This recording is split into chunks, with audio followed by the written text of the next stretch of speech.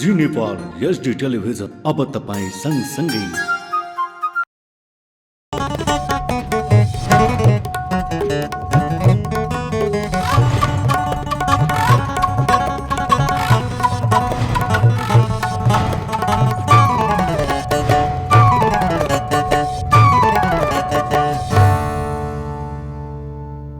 नमस्कार, जी नेपाल न्यूजमा यहाँलाई स्वागत छ। म खेमा जोशी। सुरु गरौं प्रमुख समाचारका शीर्षकहरूबाट। सुन प्रकरणको छानबिनलाई निष्कर्षमा पुर्याउन गृहमन्त्री श्रेष्ठद्वारा निर्देशन। आवश्यकता परे नेपाल प्रहरीले राजस्व अनुसन्धान विभागलाई सहयोग गर्ने प्रतिबद्धता व्यक्त। सुन प्रकरणमा अर्थमन्त्री र गृहमन्त्रीले नैतिकताका आधारमा राजीनामा दिनुपर्ने नेपाली कांग्रेसका सांसद शर्माको भनाई। अनुसन्धानलाई सहयोग गर्न दुई मन्त्रीहरूले बाटो खुल्ला गर्नुपर्ने जिकिर। 100 किलो सुन प्रकरणमा हालसम्म 10 जना पक्राउ। भन्सार कार्यालयका 2 जना कर्मचारी निलम्बित। अमेरिकाले थप उत्तेजक गतिविधि बढाए, आणविक हमला गर्ने उत्तर कोरियाको चेतावनी। थप सैन्य गतिविधि बढाउने योजना बनाएको भन्दै आक्रोश व्यक्त। र सङ्कटाको युवा टिमले मोरक्कोमा हुने फुटबल प्रतियोगिता खेल्ने। प्रतियोगिता यही जुलाई 22 देखि 31 सम्म हुने। अब समाचार विस्तारमा। उपप्रधान एवं गृहमन्त्री नारायण काजी श्रेष्ठले सुन प्रकरणको छानबिनलाई निष्कर्षमा पुर्याउन निर्देशन दिनुभएको छ। शुक्रबार त्रिभुवन विमानस्थल भन्सार कार्यालयको अनुगमन गर्दै श्रेष्ठले छानबिन र अनुसन्धानको प्रक्रियालाई जरैसम्म पुग्ने गरी निष्कर्षमा पुर्याउन छानबिन समितिलाई निर्देशन दिनुभएको हो। भन्सार जाँचका सबै प्रक्रिया पूरा गरेर करिब 1 क्विन्टल सुन भन्सार निस्कनु सामान्य घटना नभएको भन्दै उहाँले जस्तोसुकै वा जोसुकै भए पनि जरैसम्म पुग्ने गरी कारबाहीको प्रक्रिया अघि बढाउन प्रधानमन्त्रीको समेत निर्देशन प्राप्त भएको जिकिर गर्नुभयो। उहाँले आवश्यकता परे नेपाल प्रहरीले राजस्व अनुसन्धान विभागलाई सहयोग गर्ने र अहिले राजस्वको छानबिन समितिलाई नै सहयोग गर्ने प्रतिबद्धता जनाउनुभयो। श्रेष्ठले विमानस्थलको आगमनका प्रहरीको उपस्थिति नरहने भएकाले अब भने प्रहरीको उपस्थिति गराउने गरी छलफल अघि बढाउने जानकारी दिनुभयो। उहाँले भ्रष्टाचार विरोधी अभियान र सुशासनको अभियानलाई दिग्भ्रमित गर्ने कामबाट विचलित नहुने स्पष्ट पार्नुभयो। केही दिन अघि हाम्रो त्रिभुवन विमानस्थलको भन्सारको सम्पूर्ण प्रक्रियाहरू पार गरेर अवैधानिक रूपमा करिब 1 क्विन्टल सुन अन्तर्राष्ट्रिय विमानस्थलबाट बाहिर गएको र राजस्व अनुसन्धानले त्यसलाई नियन्त्रणमा लिएर त्योसँग सम्बन्धित प्रारम्भिक रूपमा देखिएका केही व्यक्तिहरूलाई पक्राउ गरेर अनुसन्धानको प्रक्रिया अगाडि बढाएको तपाईहरु सबैलाई थाहा छँदैछ। त्यस सम्बन्धमा राजस्व अनुसन्धान अन्तर्गत एक छानबिन समिति पनि बनाइएको छ र त्यसले आफ्नो छानबिनको प्रक्रियालाई अगाडि बढाएको छ। हामीले यो छानबिन र अनुसन्धानको प्रक्रियालाई यसको जरैसम्म पुग्ने गरी अगाडि बढाउनुपर्छ र जस्तोसुकै र जोसुकै भए पनि यसको नेक्सस र रुटमा पुग्ने गरी अनुसन्धानलाई अगाडि बढाएर कारबाहीको प्रक्रियामा जानुपर्छ भन्ने हाम्रो जोड रहेको छ र सरकारको तर्फबाट प्रधानमन्त्रीले पनि सम्माननीय प्रधानमन्त्री यही रूपमा निर्देशन दिनुभएको छ र मैले अहिले पनि सम्बन्धित सबै अधिकारीहरूलाई यसबारेमा कडा निर्देशन दिएको छु र अहिले त्यो छानबिन समितिलाई नै राज्यका अरू निकायहरूले सघाउने काम हुनेछ। अहिले हामी त्यसरी नै अगाडि बढ्नेछौँ। आवश्यकता पर्यो भने नेपाल प्रहरीले अहिले सहयोग गर्नेछ र आवश्यकता पर्यो भने हाम्रो सिआइबी वा अपराध अनुसन्धान शाखा जस्ता निकायहरू छन् उनीहरूले नै आवश्यकता पर्यो भने यसको अनुसन्धान गर्न पनि सक्नेछन्। तर अहिले राजस्व अनुसन्धानको नेतृत्वमा जुन अहिले समिति बनेको छ त्यो समितिले नै अनुसन्धानको प्रक्रिया अगाडि बढाउँछ। त्यसलाई सहयोग गरेर सफल पार्न हामी सबै निकायहरूलाई निर्देशन दिन्छौँ र त्यही गरिराखेका छौँ। यस्तो अनुसन्धानको निधि छानबिन समिति बनेको छ, त्यो छानबिनले नै अगाडि बढाउँछ तर एउटा चाहिँ हामीले पहिलादेखि भनेको एउटा ल्याप्सेस चाहिँ के भने अराइभलको लगेजमा पनि कार्गोमा पनि कहीँ पनि प्रहरीको उपस्थिति रहँदैन अहिलेको प्रक्रियामा। अहिले पनि हामीले त्यहाँ सल्लाह गऱ्यौँ, तपाईँहरूलाई प्रहरी चाहिँदैन भनेर भन्सारका साथीहरूलाई भन्यौँ। प्रहरी भयो भने राम्रै हुन्छ भन्नुभएको छ। तपाईँले माग पहिला त गर्नुभएको छैन, बरु हामीले नै मन्त्री परिषदको बैठकमा यसभन्दा अगाडि यो कुरा उठाएका थियौँ कि हामीले सायद प्रहरीलाई पनि त्यहाँ सामेल गर्नुपर्छ। जब लगेज आउँछ र स्क्रिनिङको प्रक्रिया सुरुवात हुन्छ, जब कार्गो आउँछ र स्क्रिनिङको प्रक्रिया सुरुवात हुन्छ, भन्सारका कर्मचारीको अतिरिक्त प्रहरी पनि भयो भने सहयोगी भूमिका हुन्छ भनेर हामीले भनेका थियौँ। अहिले भन्सारका साथीहरूले पनि र अरू यहाँ समन्वयमा रहनुभएका साथीहरूले पनि त्यो सही नै कुरा हो भन्नुभएको छ। यसबारेमा हामी आवश्यक निर्णय गर्नेछौँ। म चाहिँ चुनौती दिन्छु यो देशको भ्रष्टाचार विरोधी अभियानलाई, यो देशमा सुशासन स्थापित अभियानलाई सम्माननीय प्रधानमन्त्रीको नेतृत्वमा हामीले अहिले व्यवहारिक नेतृत्व गरिराखेका छौँ। गृह मन्त्रालयले यसमा आम जनताको समर्थन छ। सङ्गठित ढङ्गले कुनै पनि प्रकारबाट यसलाई असफल पार्ने, यसलाई चाहिँ दिग्भ्रमित काम भयो भने त्यसबाट हामी विचलित हुने छैनौँ। हामी सुशासन स्थापना गरेको कामलाई दृढतापूर्वक अगाडि बढाउन छौँ। कसैले नसोचे हुन्छ कि यसलाई भ्रम पार्न सकिन्छ, यसलाई विचलित गर्न सकिन्छ भनेर नसोच्नु। अहिले प्रारम्भिक दिनमा त जहाँ प्राइमरी कनेक्सन छ त्यही राजस्व अनुसन्धानले नियन्त्रणमा लिएको छ। अब अनुसन्धान गर्दै जाँदा यसको जरसम्म पुग्नु पऱ्यो नि, यसको सम्पूर्ण नेक्ससम्म पुग्नु पऱ्यो र कारबाहीको दायरामा सबै ल्याउनुपर्छ। अहिलेको घटनाको कारबाही एउटा, अर्कोतिर चाहिँ अब आइन्दा यस प्रकारको घटनाहरूको पुनरावृत्ति हुन नदिनको निम्ति सम्पूर्ण नयाँ योजना बनाएर अगाडि बढ्नुपर्छ। अपराध वा भ्रष्टाचार वा यस्ता घटनाहरूमा कुनै पार्टी वा कुनै कोर्ट हेर्दिन, कुनै टार हेर्दिन। कुरा बुझ्नुभयो त? मलाई यो भ्रष्टाचारको कुरा वा अपराधका कुनै घटनाका सन्दर्भमा अनुसन्धान गर्दाखेरि कुनै कोर्ट, कुनै टार, कुनै पार्टी मलाई मतलब छैन। उहाँले भ्रष्टाचार अपराधका कुरामा कुनै दल नहेर्ने जिकिर गर्नुभयो। करिब 100 किलो सुन बुधबार साँझ विमानस्थल भन्सार कार्यालय बाहिरबाट राजस्व अनुसन्धान विभागले बरामद गरेपछि गृहमन्त्री श्रेष्ठ र प्रहरी महानिरीक्षक वसन्त कुँवरले भन्सार कार्यालयको अनुगमन गर्नुभएको हो। नेपाली कांग्रेसका सांसद सुनिल शर्माले सुन प्रकरणमा अर्थमन्त्री र गृहमन्त्रीले नैतिकताका आधारमा राजीनामा दिनुपर्ने बताउनु भएको छ। सिंहदरबारमा शुक्रबार बसेको प्रतिनिधि सभा अन्तर्गतको कानून न्याय र मानव अधिकार समिति बैठकमा शर्माले अर्थ मन्त्रालय मातहतको भन्सार र गृह मन्त्रालय अन्तर्गतको प्रहरी विमानस्थलमा रहेको अवस्थामा सुन प्रकरणमा अर्थमन्त्री र गृहमन्त्रीले नैतिकताका आधारमा राजीनामा दिनुपर्ने बताउनु भएको हो। उहाँले यस प्रकरणमा पक्ष र विपक्षका साथै कुनै दलको कुरा नहुने भन्दै अनुसन्धानलाई सहयोग गर्न दुई मन्त्रीहरूले बाटो खुल्ला गर्नुपर्ने जिकिर गर्नुभयो। प्रधानमन्त्री मातहतका निकायले तस्करीको सुन समातेकोमा धन्यवाद दिँदै उहाँले प्रधानमन्त्रीले चाल्नु भएको कदमलाई सहयोग गर्नुपर्ने बताउनुभयो। त्यस्तै बैठकमा कांग्रेस सांसद रामहरि खतिवड़ाले सुन प्रकरणमा भरिया मजदुर र कर्मचारीलाई मात्रै समातेर आँखामा छारो हाल्ने काम गर्न नहुने बताउनुभयो। उहाँले नेपाललाई तस्करीको भूमि बनाउने कामलाई सरकारले छानबिन गर्नुपर्ने उल्लेख गर्नुभयो। र यो नेसनल स्क्यान्डलको रूपमा अहिले यो जुन हिजो सुनकाण्ड आयो, अब कस्तो बेलामा आयो भनेदेखि चाहिँ प्रधानमन्त्रीको गृहिणीको काजक्रिया गरेर उहाँ बसिरहनु भएको बेलामा यो विषय आयो। र यो कसरी आउँदो रहेछ भनेदेखि चाहिँ धर्मपत्नी चाहिँ त्यस्तो अवस्थामा अब यो चाहिँ अर्थ मन्त्रालयको चाहिँ मातहतको त्यो भन्सार विभाग भन्ने त्यहाँ हुँदो रहेछ।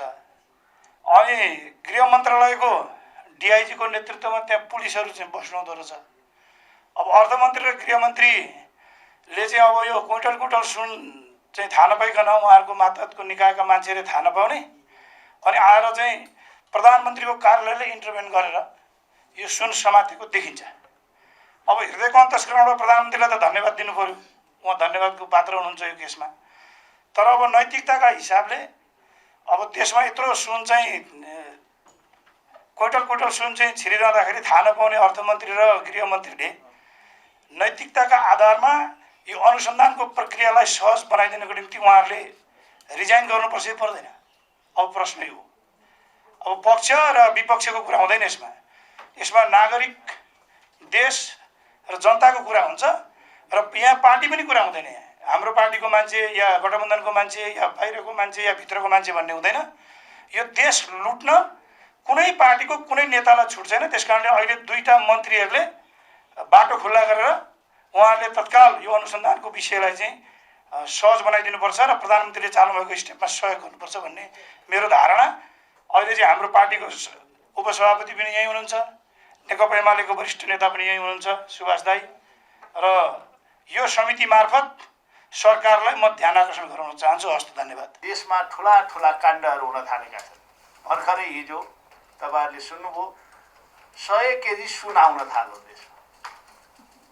अब कुनै दिन एकजना विदेशी नागरिकले भनेका थिए नेपालको एयरपोर्टबाट सुनको हात्ती छिरो भने अचम्म नमान्नु भनेर।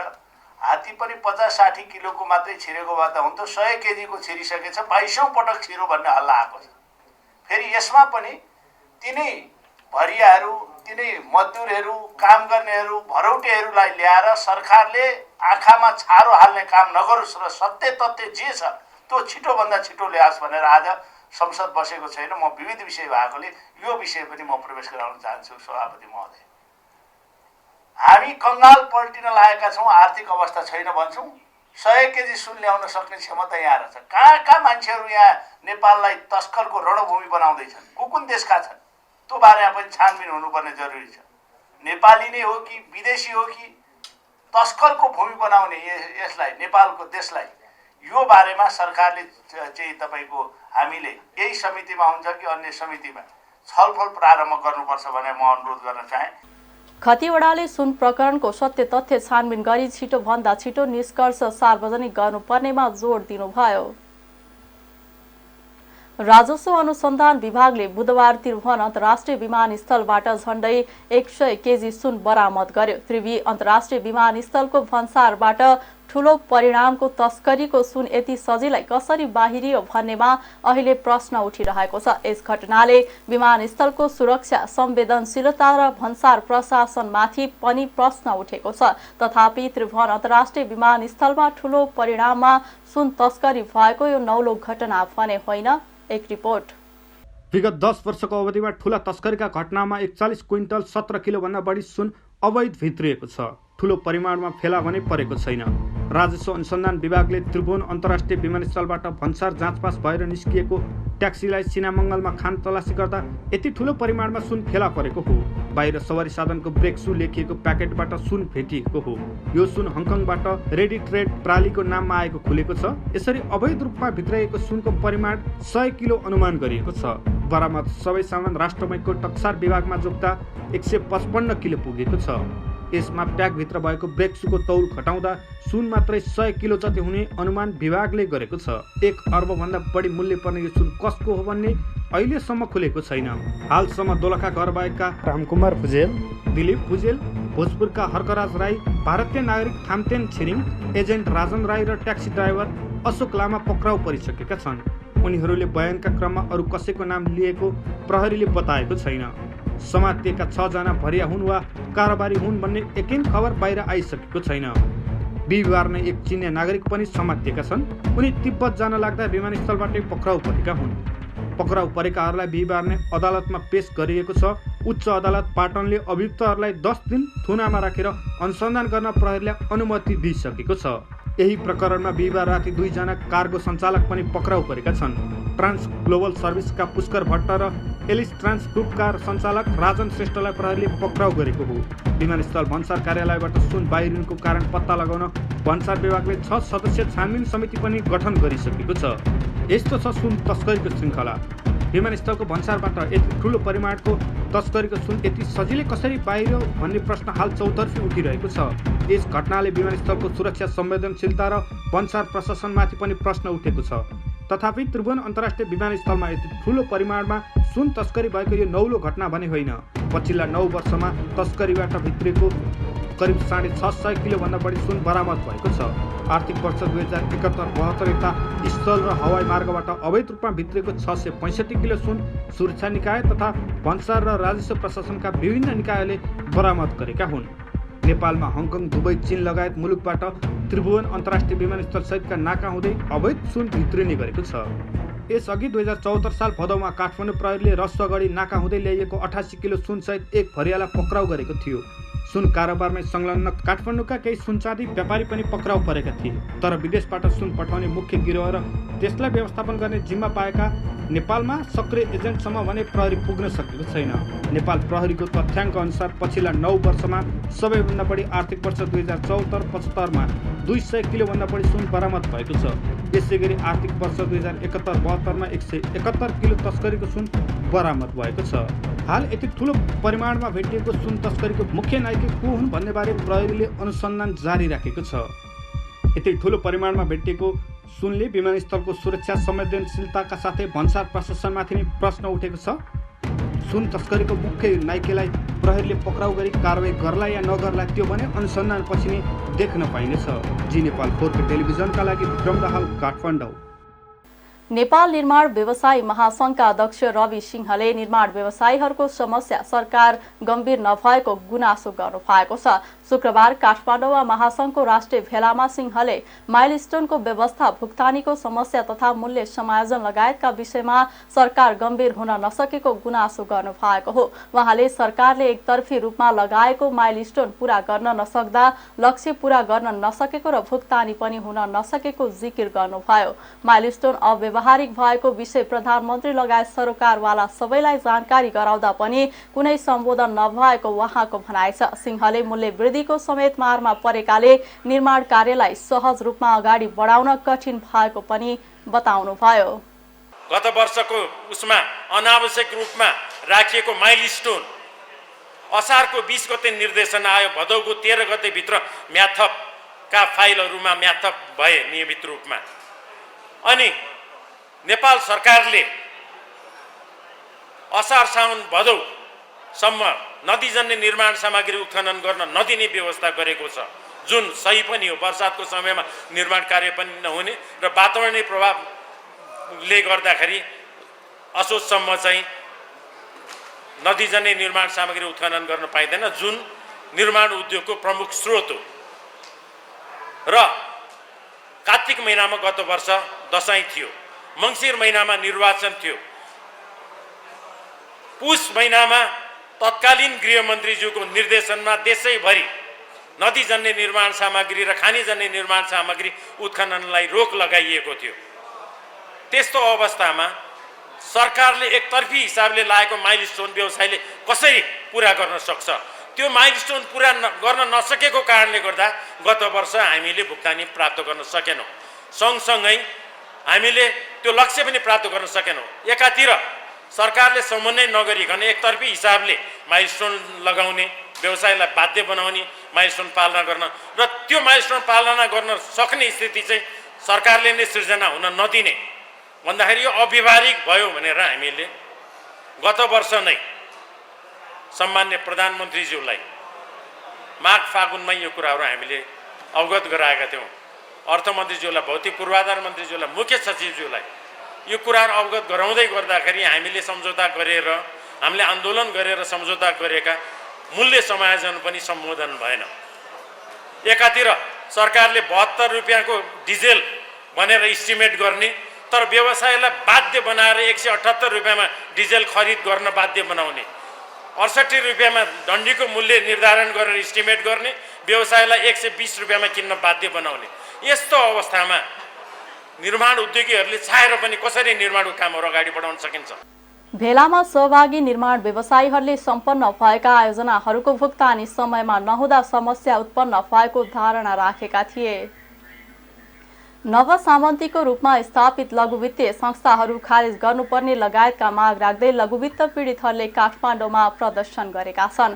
लघुवित्तीय संस्थाहरूले ज्यादती गरेको भन्दै लघुवित्तीय संस्था विरुद्धको सङ्घर्ष समिति नेपालको अगुवाईमा शुक्रबार काठमाडौँको माइतीघरदेखि नयाँ बानेश्वरसम्म विरोध प्रदर्शन गरिएको हो। उनीहरूले सामूहिक ऋण मिनाहा गर्नुपर्ने, आम गरिब किसानहरूलाई निशुल्क ऋण प्रदान गर्नुपर्ने लगायतका 5 बुँदे माग अघि सारेका छन्। आफूहरूको माग सरकारले पूरा गर्नुपर्ने भन्दै सङ्घर्ष समितिका अध्यक्ष मणिराम गेवालीले एक सातादेखि अनसन बस्दै आउनु भएको छ। प्रदर्शनमा सहभागी हुनुभएका अध्यक्ष गेवालीले मुलुकी ऐन अनुसार मौद्रिक नीति नबनेसम्म लघु वित्तीय क्षेत्रमा देखेका समस्या समाधान नहुने र मुलुकको पनि रूपान्तरण हुन नसक्ने बताउनुभयो। उहाँले लघु वित्तीय संस्थाहरूको ज्यादती विरुद्ध एकजुट भएर लघु वित्तका दलालहरूलाई कानुनी कठघरामा ल्याउनु पर्ने धारणा राख्नुभयो। मुलुकी ऐन अन्तर्गत रहेर मौद्रिक नीति नबनेसम्म र यी नेताहरूले नेपाली जनतालाई आर्थिक र सामाजिक रूपान्तरण गर्ने सही योजना नल्याएसम्म यो देश तपाईँ हाम्रो आर्थिक र सामाजिक रूपान्तरण हुन सक्ने छैन। यो 3 करोड नेपालीको लागि वित्तीय दलालहरू अभिशाप भइरहेका छन्। देशको विरुद्धमा तपाईँ हामी लघु वित्त तथा वित्तीय शोषणको विरुद्धमा एकजुट भएर नेपालका वित्तीय दलालहरूलाई कानुनी कठघरामा ल्याएर वा ती वित्तीय दलालहरूलाई कारबाही गरेर नेपालको मौद्रिक नीति 1 अङ्कमा कायम गर्नुपर्छ। सङ्घर्ष समितिले आफ्ना माग पूरा नभएसम्म आन्दोलन जारी राख्ने जनाएका छन्। बेपत्ता पारिएका व्यक्तिको छानबिन सत्य निरूपण तथा मेलमिलाप आयोग ऐन 2071लाई संशोधन गर्न बनेको विधेयकमा सहमति जुटाउन 2 साता समय थप गर्ने निर्णय भएको छ। सहमति जुटाउनका लागि यसअघि गठित उपसमितिलाई काम गर्न थप समय दिने निर्णय भएको हो। शुक्रबार सिंहदरबार स्थित कानुन न्याय तथा मानव अधिकार समितिको बैठकमा सांसदहरू सुभाष नेमाङ, सविता गौतम, रामहरि खतिवडा लगायतले सबै पक्षको सहमतिमा विधेयक अघि बढाउनु पर्नेमा जोड दिएका थिए। आजको बैठकमा उपसमितिले सहमति जुटाउन गरेको प्रयास बसेका बैठकहरूका बारेमा समितिमा जानकारी गराएको थियो। गत जेठ 5 गते 21 दिनभित्र सहमति जुटाउनका लागि उपसमिति गठन गरिएको थियो। उपसमितिमा सुभाष नेमाङ, सन्तोष परियार, महेश पर्तौला, रमेश लेखक, जीवन परियार, सुशीला थिङ, गोमा लाभ, पूर्णबहादुर घरती, रञ्जु कुमारी झा, ध्रुव बहादुर प्रधान र शेरबहादुर कुँवर रहेका छन्। उपसमितिलाई 2 साताभित्र काम सक्न समय दिएको छ। राष्ट्रिय मानव अधिकार आयोगले शान्तिपूर्ण राजनीतिको मूलधारमा आउन मुद्दा फिर्ता लिन सक्ने सरकारको विधेयकको विरोध गरेको छ। संक्रमणकालीन न्यायिक संयन्त्रहरू औचित्यहीन बन्न सक्ने भन्दै आयोगले मुद्दा फिर्ता लिन सक्ने गरी सरकारले ल्याएको विधेयकको विरोध गरेको हो। प्रतिनिधि सभामा विचाराधीन केही नेपाल ऐन संशोधन गर्न बनेको विधेयकमा हिंसात्मक क्रियाकलाप गरिरहेको समूह वा दलले शान्तिपूर्ण राजनीतिमा आउने प्रतिबद्धता जनाएको छ र त्यस्तो समूहसँग सरकारले मुद्दा फिर्ता लिने सहमति गरेको छ। यस्तै जुनसुकै मुद्दा जुनसुकै तहको अदालतमा विचाराधीन रहेको भए पनि फिर्ता लिन सक्ने व्यवस्था गरिएको छ। यस्तो कानुन बनेमा गम्भीर प्रकृतिको फौजदारी अपराध गरेका राजनीतिक दल वा समूहका कार्यकर्ता समेत राजनीतिक सहमति मार्फत कानुनी कारबाहीबाट उम्कन सक्ने आयोगले बताएको छ। 17 वर्षदेखि न्यायको पर्खाइमा रहेका द्वन्द्व पीडितहरू समेत न्यायको अधिकारबाट वञ्चित हुन सक्ने मानव अधिकार आयोगको चिन्ता छ। जननायक विश्वेश्वर प्रसाद कोइरालाको नाममा स्थापित राष्ट्रिय पुरस्कार 4 जनालाई प्रदान गरिने भएको छ। संस्कृति पर्यटन तथा नागरिक उड्डयन मन्त्रालयले बीपी राजनीतिक दर्शनतर्फ 2 र साहित्य दर्शनतर्फ 2 जनालाई उक्त पुरस्कार प्रदान गर्न लागेको हो। राजनीतिक दर्शनतर्फ वरिष्ठ राजनीतिज्ञ द्वय कुलबहादुर गुरुङ इलाम र ढुण्डीराज पौडेल अर्घा खाँची तथा साहित्यिक विधातर्फ देवी प्रसाद उपाध्याय रेग्मी स्याङ्जा र गिरिराज आचार्य धरानलाई उक्त पुरस्कार प्रदान गर्ने निर्णय गरिएको मन्त्रालयका प्रवक्ता राजेन्द्र कुमार केसीले जानकारी दिनुभयो। मन्त्रालयले गत असार 13 गते पुरस्कार बारे निर्णय गरेको हो। पुरस्कारको राशि जनही 1 लाख रहेको छ। उक्त पुरस्कार बीपी कोइरालाको स्मृति दिवसका अवसरमा यही साउन 6 गते बीपी संग्रहालय सुन्दरी जलमा वितरण गर्ने कार्यक्रम तय भएको छ।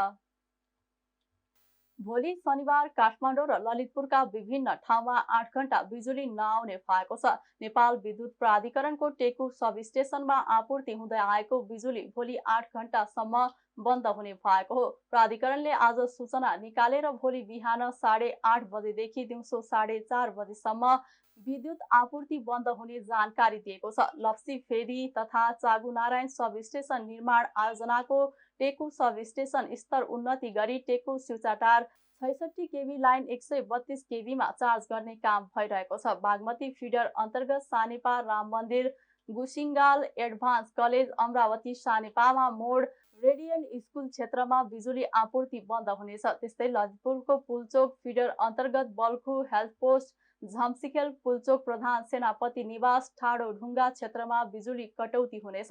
प्राधिकरणले वैकल्पिक व्यवस्थाबाट विद्युत आपूर्ति कम प्रभावित हुने गरी सबै फिडरमा नियमित विद्युत आपूर्ति गर्ने प्रयास गर्ने र निर्धारित समय अघि काम सम्पन्न भएमा बिजुली आपूर्ति हुने पनि जनाएको छ। स्रोत नखुलेको भारतीय रुपैयाँ सहित 2 जना भारतीय नागरिक पक्राउ परेका छन्। आज विराटनगर भन्सार कार्यालयको 2 नम्बर ढाँटमा एउटा बोलेरो गाडी सहित भारतीय नागरिक 81 वर्षीय राम नरेश सिंह र रितेश देशवान पक्राउ परेका हुन्। सशस्त्र प्रहरी बल बराह वाहिनी सुनसरीका प्रमुख सशस्त्र प्रहरी नायब महानिरीक्षक अञ्जन कुमार पोखरेलका अनुसार 7,79,000 भारतीय रुपैयाँ बरामद गरेको छ। पक्राउ परेको रकम र गाडी सहित उनीहरूलाई राजस्व अनुसन्धान कार्यालय इटहरीमा बुझाइएको छ। दाङको तुलसीपुरमा 73 वर्षीय वृद्ध महिलालाई बसभित्र सामूहिक बलात्कार गरेको आरोपमा 2 युवालाई प्रहरीले पक्राउ गरेको छ। दाङको तुलसीपुर उपमहानगरपालिका वडा नम्बर 15 का 30 वर्षीय पुष्कर रोका र सल्यान जिल्लाको कुमा गाउँपालिका 7 का 20 वर्षीय रेशम विकलाई प्रहरीले वृद्ध महिलामाथि बलात्कार गरिरहेकै अवस्थामा तुलसीपुर बस पार्कबाट नियन्त्रणमा लिएको जिल्ला प्रहरी प्रमुख वीरबहादुर ओलीले बताउनुभयो। प्युठान स्वर्गद्वारी नगरपालिकाकी 73 वर्षीय महिला राति अबेर मात्रै तुलसीपुर बस पार्क आइपुगेकी थिइन्। आरोपी 2 जनाले सहयोग गर्ने बहानामा ललाई फकाई तुलसीपुर 5 स्थित बस पार्क भित्र पार्किङ गरी राखिएको ना 4 ख 7848 नम्बरको बसभित्र पुर्याएका थिए। महिलाको चित्कार सुनेपछि स्थानीयले प्रहरीलाई सूचना दिएको र त्यसपछि प्रहरी घटनास्थल पुगेको थियो। घटनाबारे थप अनुसन्धान भइरहेको प्रहरीले जानकारी दिएको छ। दाङमा करेन्ट लागेर 1 जनाको ज्यान गएको छ। लमही नगरपालिका 3 मिलन चोककी रूपनी चौधरीको करेन्ट लागेर ज्यान गएको वडा प्रहरी कार्यालय लमहीले जनाएको छ। करेसा बारीमा घाँस काट्ने क्रममा मोटरमा जडान गरिएको तारबाट करेन्ट लाग्दा उनको ज्यान गएको प्रहरीले जनाएको छ। शवलाई पोस्टमार्टमका लागि लमही अस्पतालमा राखिएको छ। बैतडीमा जंगली विषालु च्याउ खाँदा एकै परिवारका 5 जना बिरामी परेका छन्। बिरामी पर्नेमा सुर्नया गाउँपालिका 3 तडी गाउँका 48 वर्षीय टेकराज भट्ट, उनकी श्रीमती 36 वर्षीय धैली भट्ट, छोरा 10 वर्षीय भुवन, 5 वर्षीय छोरा दशरथ र 7 वर्षीय छोरी शारदा रहेका प्रहरीले जनाएको छ। स्थानीय जंगलबाट ल्याएको च्याउ खाएपछि 5 जना बिरामी भएका जिल्ला प्रहरी कार्यालयका प्रहरी निरीक्षक लोकराज जोशीले जानकारी दिनुभयो। उनीहरूलाई उपचारका लागि स्थानीय वासुलिङ स्वास्थ्य चौकी लगिएकोमा त्यहाँ सम्भव नभएपछि डडेलधुरा अस्पतालमा लगेर भर्ना गरिएको प्रहरीले जनाएको छ। अब अर्थ समाचार। मिर्सोलु हाइड्रो पावरले साउन 14 गतेदेखि आइपिओ बिक्री गर्ने भएको छ। कम्पनीले आयोजना प्रभावित स्थानीय र वैदेशिक रोजगारीमा रहेका नेपालीहरूका लागि आइपिओ बिक्री खुल्ला गर्न लागेको हो।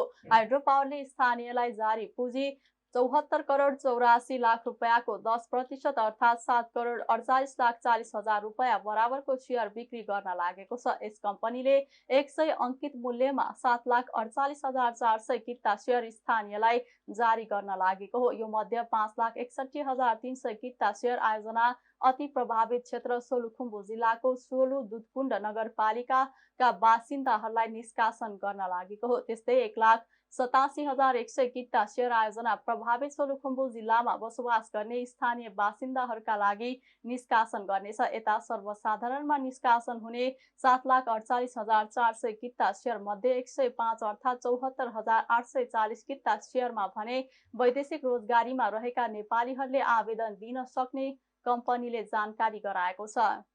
अब अन्तर्राष्ट्रिय समाचार। उत्तर कोरियाले कोरियाली प्रायद्वीपमा अमेरिकाले थप उत्तेजक गतिविधि बढाए आणविक हमला गर्ने चेतावनी दिएको छ।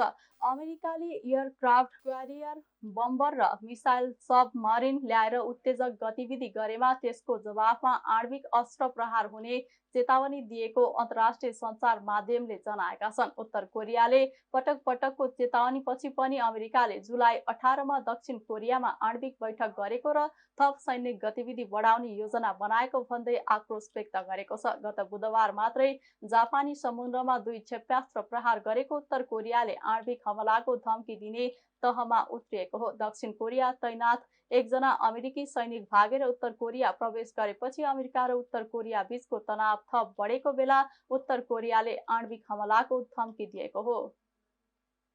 अब खेल समाचार। एन्फा अन्डर 16 युथ लिग खेलिरहेको सङ्कटाको युवा टिमले मोरक्कोमा हुने फुटबल प्रतियोगिता खेल्ने भएको छ। नेक्सस सङ्कटा एकाडेमीको टिम नेपालको प्रतिनिधित्व गर्दै मोरक्कोमा खेल्न जान लागेको हो। इन्टरनेसनल स्कुल स्पोर्ट्स फेडरेसनको आयोजनामा हुने ISSWSC फुटबल प्रतियोगितामा नेपालसँगै विभिन्न देशका युवा टोली सहभागी हुनेछन्। सङ्कटा रहेको समूह एमा फ्रान्स, चिली र युगाण्डाको टिम छ। सहभागी कुल 32 टिमलाई 8 समूहमा विभाजन गरेर खेलाइनेछ। उक्त प्रतियोगिता यही जुलाई 22 देखि 31 सम्म हुनेछ। हाल अन्डर 16 लिगमा 2 खेल खेल्दा सङ्कटा 1 जित र 1 हारको नतिजा निकालेको छ। 17 खेलाडी सहित 20 सदस्यीय टोली शुक्रबारै मोरक्को प्रस्थान गर्नेछ।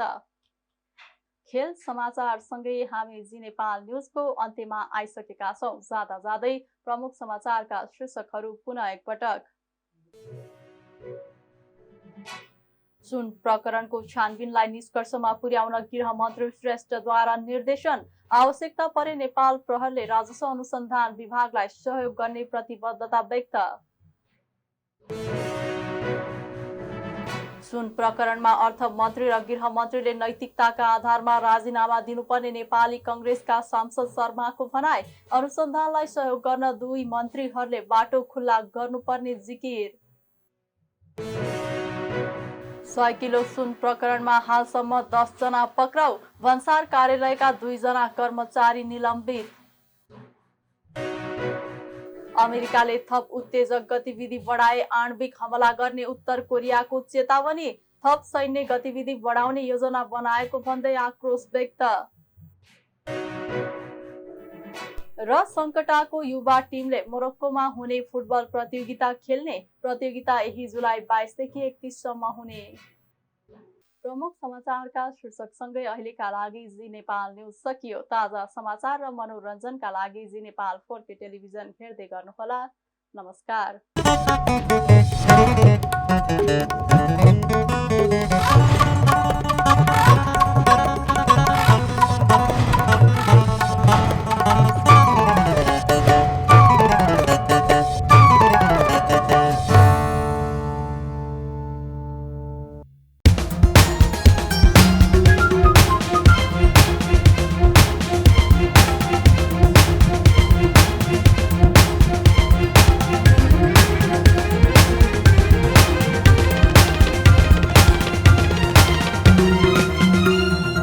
जी नेपाल HD टेलिभिजन अब तपाईँ सँगसँगै